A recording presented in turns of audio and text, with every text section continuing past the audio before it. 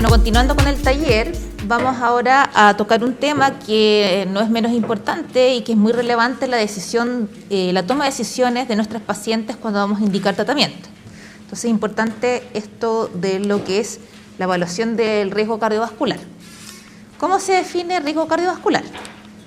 Se define como la probabilidad de tener una enfermedad cardiovascular en un plazo definido, que puede ser de 5 a 10 años, que está determinado por un efecto combinado de diversos factores de riesgo que habitualmente coexisten actuando de manera multiplicativa. Ese es el concepto general. Sabemos que las enfermedades cardiovasculares son la principal causa de muerte y mortalidad en Chile y en el mundo. Y de hecho se ha visto que la enfermedad cardiovascular es la principal causa de muerte en nuestras pacientes diabéticas. ¿Por qué tenemos que evaluar?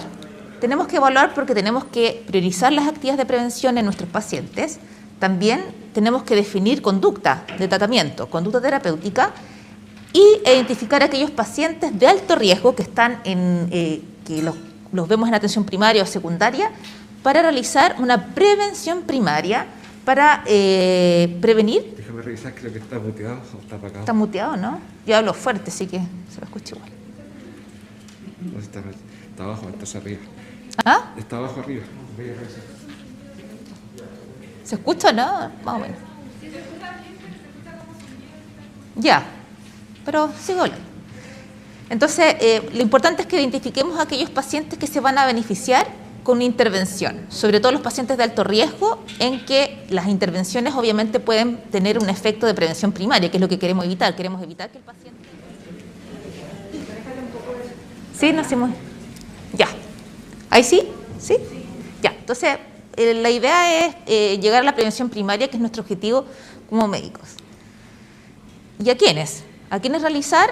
Generalmente en Chile, la idea es que todo sujeto entre 35 y 75 años que llega a nuestra atención por primera vez debe realizarse un examen de medicina preventiva. Hay millones de calculadoras en pacientes que no tienen criterios independientes de alto riesgo. Acá lo importante es que existen alrededor como de 360 calculadoras de riesgo cardiovascular, ya a nivel mundial. Sin embargo, todas en realidad tienen sus beneficios, algunas sus falencias, pero lo importante es que en Chile mismo se intentó utilizar la escala de Framingham de evaluación de riesgo cardiovascular adaptada a la población chilena, que no es lo mejor, pero es lo único que tenemos poblacional para hacer una diferencia con otras poblaciones como europeas, ¿ya? Los pacientes que son más chicos, menores de 35 años, generalmente se extrapola al riesgo entre 35 y 45. En cuanto a los mayores de 75, no existe consenso de cómo evaluarlo, pero se puede ir viendo puntualmente caso a caso. Es importante, antes de iniciar el riesgo cardiovascular, evaluar cuáles son las enfermedades que son de alto riesgo, independientes de alto riesgo cardiovascular, que ya le ponen mala categoría a cualquier paciente. La enfermedad cardiovascular aterosclerótica, la diabetes mellitus, la enfermedad renal crónica, etapa 3B en adelante, hipertensión refractaria y dislipidemia severa con LDL mayor a 190. Esos son los de alto riesgo. Ahora, la diabetes se ha categorizado como un equivalente coronario, ¿ya? Porque sabemos que los pacientes diabéticos tienen más letalidad, se mueren más jóvenes, tienen peor pronóstico. Sin embargo, la última evidencia como que sugiere que no es tan así como de alto riesgo, así como full, pero se sigue aplicando como tal. O sea, en la práctica hay que considerar igual a los pacientes diabéticos como de alto riesgo cardiovascular.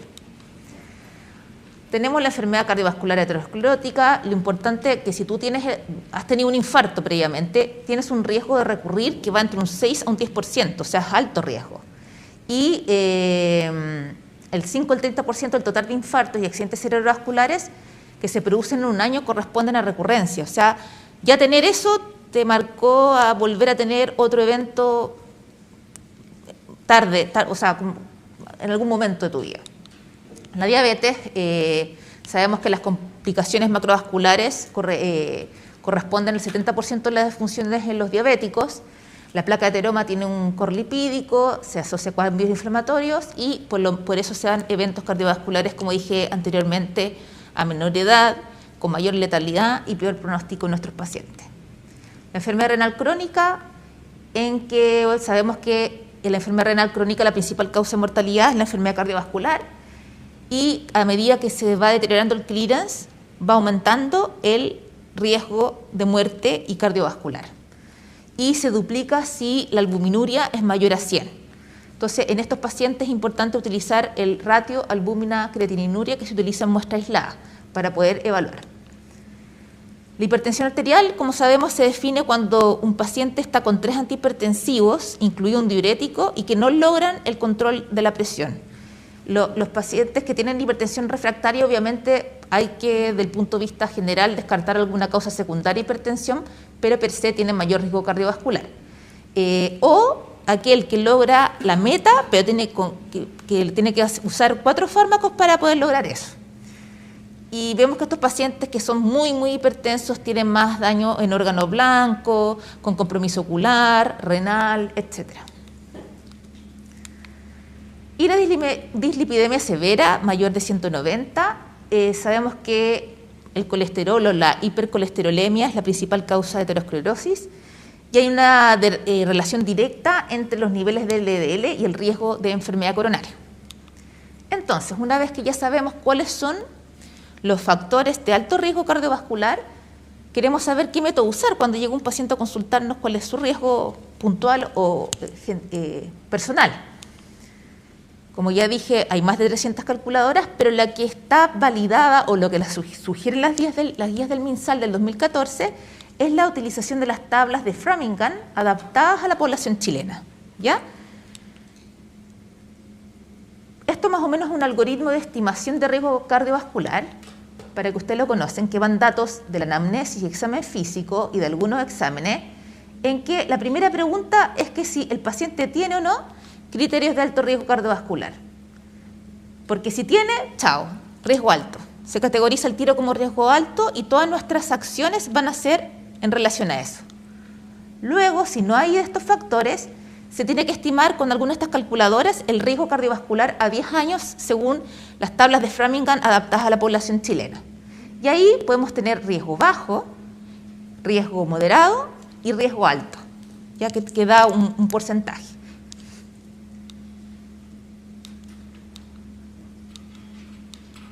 Si el paciente tiene riesgo bajo, pero tiene alguno de los siguientes criterios, por ejemplo, que tenga antecedentes familiares de enfermedad cardiovascular en familiares directos jóvenes, por ejemplo, de primer grado, mujeres menores a 65 y hombres menores a 55, o que el paciente tenga antecedentes de un síndrome metabólico. Eso, si quedó como catalogado por bajo riesgo según las tablas de Framingham, sube el tiro de riesgo a riesgo moderado. Eso es importante evaluar. Y sí, bueno, acá están los objetivos como de las metas terapéuticas, sobre todo lo que se ha visto, el control de la dislipidemia y la hipercolesterolemia es la que marca como el gran valor para prevenir o de prevención primaria de estos pacientes con riesgo cardiovascular. Si el paciente tiene riesgo bajo, requiere idealmente un colesterol LDL como normal, menor a 130, normotenso. Si ya es un riesgo moderado, tiene que ser bajo 100, seguir siendo normotenso, y el riesgo alto, un colesterol LDL ya bajo 70, ya hemoglobina y otros factores que puede tener hemoglobina glicosilada bajo 7, normotensión, y que si el paciente es nefrópata con albuminuria positiva, un control de presión mucho más exhaustivo. Entonces, acá les voy a mostrar qué calculadores de riesgo pueden utilizar de forma práctica, que es esta. Aquí está el link, después lo van a tener, pero es súper fácil, uno lo llena, muy pocos datos. Datos epidemiológicos de edad, si el sexo, fumador, diabético, y que calcula con algunos criterios como de colesterol y presión arterial el riesgo que va a tener el paciente. ¿Ya? Entonces, estas mismas calculadoras son las que podemos utilizar y que son fáciles, están disponibles online. Entonces ahora vamos a un caso clínico para que ustedes puedan aplicar. Pueden utilizar o no, no sé si pueden utilizar o no calculadora, pero veamos, si igual esto va a ir aplicado. Entonces tenemos a una mujer de 52 años, dueña de casa, casada con 2 hijos, diabética tipo 2, pero de reciente diagnóstico, fumadora, activa, sedentaria, usa metformina 850 mg una cada 12 horas y tiene antecedentes de una hermana que a los 54 años tuvo una cirugía de revascularización miocárdica y un hermano que se hospitalizó a los 48 años por un infarto agudo del miocardio. Ella consulta porque, pucha, sus hermanos están todos con riesgo cardiovascular porque está preocupada y quiere saber qué puede hacer para no terminar como sus hermanos. Al examen físico es una paciente que está normotensa, con una frecuencia cardíaca 75, tiene le da un IMC de 28, un poquito de sobrepeso y una circunferencia de cintura de 95. El resto del examen físico segmentarios no hay nada especial. Ya en laboratorio tenemos una glicemia 150, una función renal normal, un colesterol total de 220, un LDL 139, un HDL 45, triglicéridos de 180 y el resto de exámenes normal. Entonces ahora la pregunta, porque ya fue a eso, nos consultó ¿cuál es mi riesgo? ¿Cuál es el riesgo cardiovascular de esta paciente? Vamos a votar así como por tinca nomás, sin utilizar, pero después van a ver que es más fácil con las herramientas, con las calculadoras. Sí, la pregunta. La voy a retroceder para que no... ¿Ya? ¿Estamos listos? Ya, perfecto. Ya, 12 personas se fueron por alto, 5 por muy alto y 5 moderado. Aquí lo importante es 0 bajo, o sea, a todos como que le encontraron algún riesgo cardiovascular, que eso es lo importante a esta paciente. Vamos a la presentación.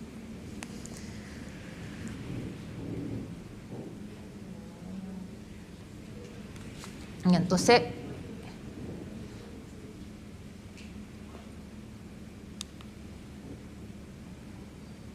su riesgo cardiovascular es alto, ¿ya?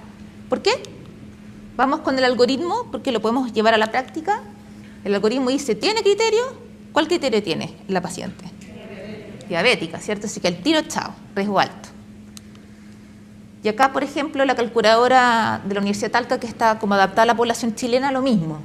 De hecho, ni siquiera me deja ponerle edad, le pones diabetes y te dice, toda persona con diabetes es riesgo alto. Entonces ya tu forma de prevención primaria a esta paciente, tú le dices, ¿sabe qué? Usted tiene un riesgo alto, por su diabetes, bueno, también está la historia familiar, pero tiene un riesgo alto y se tiene que manejar desde el punto de vista de objetivos terapéuticos para su comorbilidad como de riesgo alto, para prevenir eventos cardiovasculares a corto y mediano plazo.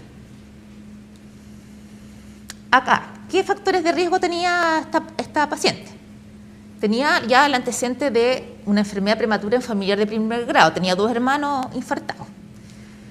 Diabética, tabáquica, con obesidad abdominal, porque tenía una cintura, un índice de circunferencia de cintura mayor de 90, 95 creo que estaba. Triglicéridos sobre 150 y además era sedentaria, o sea, tiene múltiples factores de riesgo cardiovascular. Y lo importante es saber que hay algunos modificables, que es ahí donde nosotros vamos a intentar, digamos, la intervención. ¿Qué hice? Ya. Pero ya, la diabetes es como que ya es fácil, ¿cierto? Porque al tiro tú ya diabético, pero si no fuera diabética la paciente, fuera la misma paciente, pero con las mismas características, pero sin diabetes, ¿cómo nos da la calculadora de riesgo? Tenemos acá mujer de 52 años, ¿cierto? Que fuma, no es diabética y los parámetros de colesterol nos da un riesgo bajo.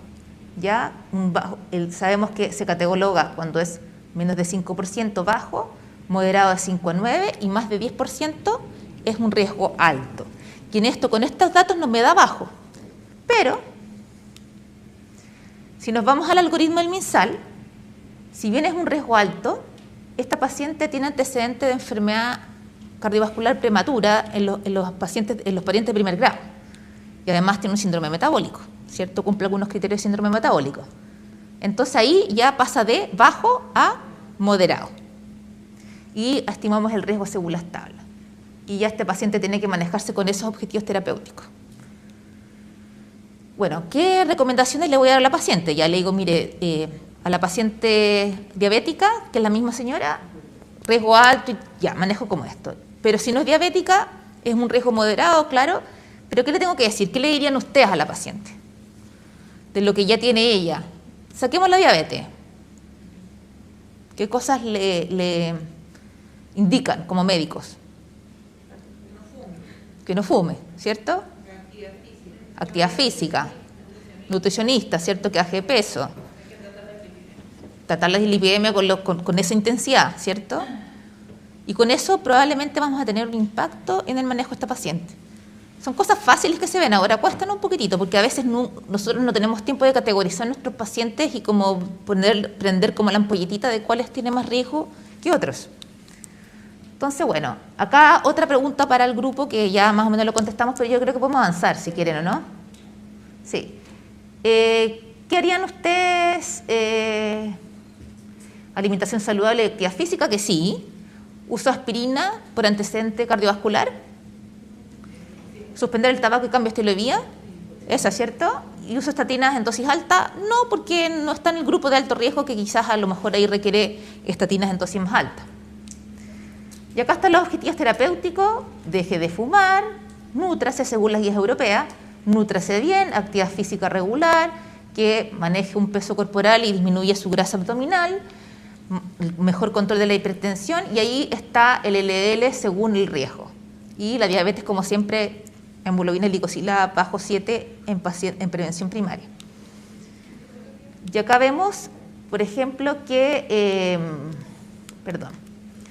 aquí, si no es diabética, ¿cierto? Y tiene un riesgo moderado, se tiene que utilizar dosis de altas, por ejemplo, atorvastatina de 40-80 entrada, rosuvastatina 20-40. En cambio, si tiene un riesgo menor, o sea, más moderado para abajo, ya el uso de estatinas con el objetivo terapéutico que ya dijimos, son dosis mucho menores.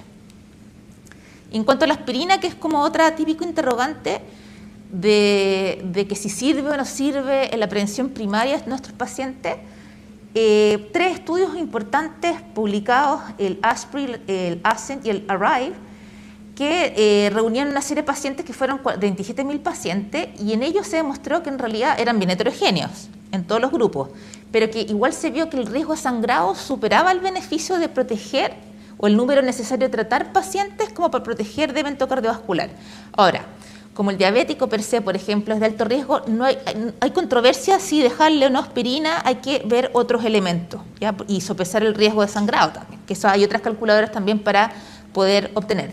Pero la evidencia actual que hay, que en un momento se utiliza aspirina así como más a pasto, es como que, ojo, no es para todos, porque en realidad el riesgo de sangrado de los pacientes supera la protección, versus un paciente que ya está infartado, que ya hizo un evento cardiovascular, ahí sí o sí va como prevención secundaria. Entonces, en esta charlita, que es cortita, ¿cuáles son los mensajes prácticos? Que la estimación de riesgo nos permite categorizar a nuestros pacientes, ¿cierto?, en el manejo.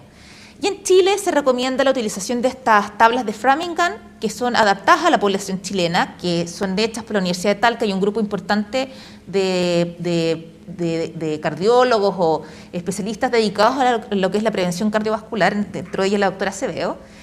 Y la estimación de riesgo es un punto clave en la decisión, que eso es lo que vamos a ver en la próxima clase, de terapia hormonal de reemplazo en mujeres que tienen indicación.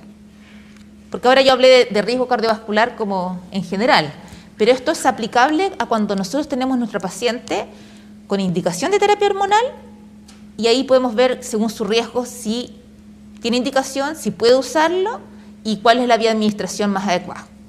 Muchas gracias.